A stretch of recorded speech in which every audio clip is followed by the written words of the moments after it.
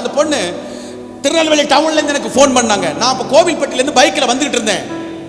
அப்படி நான் வந்துட்டு இருக்கும்போது ஃபோன் வந்து அட்டன் பண்ணிட்டு என்னமான்னு கேட்டபோது, பாஸ்டர் எனக்கு இப்போ நிற்கவே முடியலை, என்ன உடம்பெல்லாம் எரியுது, நீ எங்கம்மா இருக்கிற? நான் டவுன் பகுதியில் நிற்கிறேன், என்னமோ தெரியல, எனக்கு விரோதமாக செயல்படுற மாதிரி இருக்கு, எனக்கு உடம்பெல்லாம் எரியுது, எனக்கு ஜெபம் பண்ண முடியுமா? நான் உடனே பைக்கை ஒரு ஓரமாக நிறுத்திட்டு ஸ்டாண்ட் போட்டு கீழே இறங்கிட்டு, நீ நிற்கிறல்லம்மா அப்படி நில்லு, ஃபோனு காதில் வச்சுக்கோ, பக்கத்தில் ஏதாவது பைக் ஏதாவது இருக்கும் பாருங்க, கம்பி ஏதாவது பிடிச்சிக்கோமா, நீ கீழே விழுந்துடக்கூடாது, பிடிச்சிக்க சொல்லிட்டு நான் சொல்கிறேன் கர்த்தருடைய சாட்சியில் ஆண்டவர்ட்ட மன்றான், ஆண்டவரே எங்கேயோ இந்த பொண்ணு பப்ளிக்கில் நிற்குது, சரீரமெல்லாம் எரியுதுன்னு எனக்கு சொல்கிறாங்க, ஆண்டவரே தயவாக இப்பொழுது இயேசுவின் நாமத்தில் அந்த வல்லமை அவளை விட்டு விலகி போகட்டும்னு சொல்லி கடிந்து கொண்ட அடுத்த நொடியே சுகமானது. அல்லேலூயா.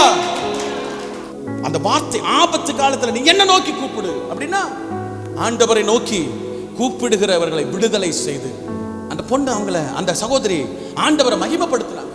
நம்ம சர்ச்சுக்குள்ள வரும்போது ஒரு இட்லி வருவாங்க, ஒரு வாழைப்பழம் கொண்டு வருவாங்க, அவ்வளவுதான் சாப்பிட முடியும், உரப்பு சாப்பிட முடியாது, குடல்லாம் எரியுமா. 2 வாரம் பார்த்தோம், 3வது வாரம் நம்ம சர்ச்சில் சாப்பாடு போடும்போது ஜெபம் பண்ணி ஆசீர்வதிச்சு, இதை சாப்பிடுமா, இல்லை சாப்பிட முடியாது, சாப்பிடுமா. அன்றைக்கு சாப்பிட்ட உடனே அந்த பலவீனம் அவளை விட்டு துப்புரா விளையிடுச்சு.